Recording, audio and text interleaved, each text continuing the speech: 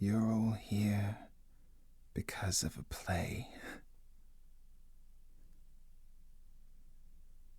A fiction.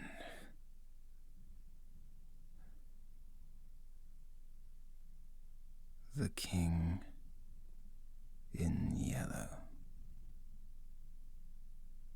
The unstageable work, as it's been called. We were going to be the first company ever to put it on. You have no idea how long I searched for that book.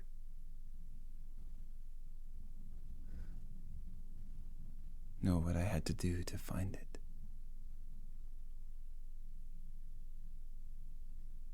You see, it's banned in most countries. Restricted in all but a few, this simple thing. Just pages and words. So dangerous, right? See, the way I see it, is the only reason for anyone to ban a book is if they fear what it has to say. And if the powers that be fear what a book has to say so much as to ban it, the only question we need to ask is, why? What are they so afraid we'll learn? So I read it. My whole company read it. And we learned. This is no mere play. No simple fiction. And now we know what they're so afraid of. See, they're afraid that the constructs they've invented, the prison they've wrapped around our minds since the day we were born, would simply crumble and fall away because it never existed in the first place. There's no deadlines, there's no work, there's no money, there's no religion, there's no good, there's no evil. They simply made you believe these things were real. And these tools they use to mobilize and to organize and to keep you in check and to keep you in line and to keep you in fear, they keep you in the dark and then restrict your access to anything that might illuminate it. And they can be anyone. They can be your mother, they can be your husband, they can be your boss, they can be your prime minister, they can be your priest, they can be your God. And God, he's been doing it the longest. Pledge your undying allegiance to me, because I am the only one who knows the path. And if you even entertain another way of thinking, well, then that's a false prophet. And the doubt that you feel, that's God and the devil embroiled in a battle for your soul. And if you keep the faith, well, then good news, God won. Now, which of the twain was God?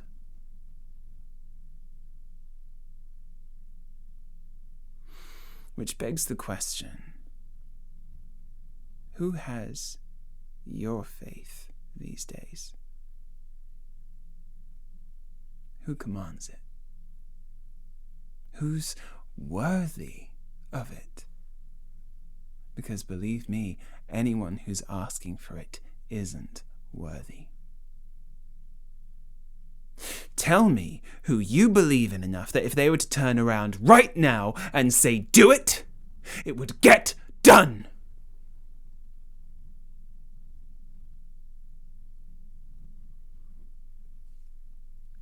But my king asks no allegiance, merely your acceptance. For my king rules Carcosa. And in Carcosa there are no constructs. There's no place, there's no self, There's no time. You are all things simultaneously. You are living, you are born, you are dead. You are a million tiny pieces scattered throughout the universe. I've seen it. Seen the black stars and the sunset on Lake Harley, and we all felt it. And some of the company was so moved that they chose to stay there. And that's the point. Choice. My king doesn't want you controlled. My king wants you freed. Take off your mask. As the king said to Camilla when she bade them to unmask, I wear no mask. What you see when you gaze upon them is truth. No matter how alien it might seem or how hard it might be to accept, it is truth. That's why they choose to speak through artists, because artists are on a constant search for truth. We find the beauty in everything. We find the perversity. We peek behind the illusion and present what we find there back to you in a way that makes you see it too. That's why they've chosen me. That's why they've chosen us. That's why they've chosen here, why they've chosen now, why they've chosen you. That's why they choose to exert their will through the yellow sign, a piece of art. One that maybe you've seen. Maybe you've heard the sound of the waves lapping on the shores of Lake Harley. Or heard the whisper of the king's voice in your ear. Heed that call. For when you step into their gaze, under the watchful black stars, you are changed.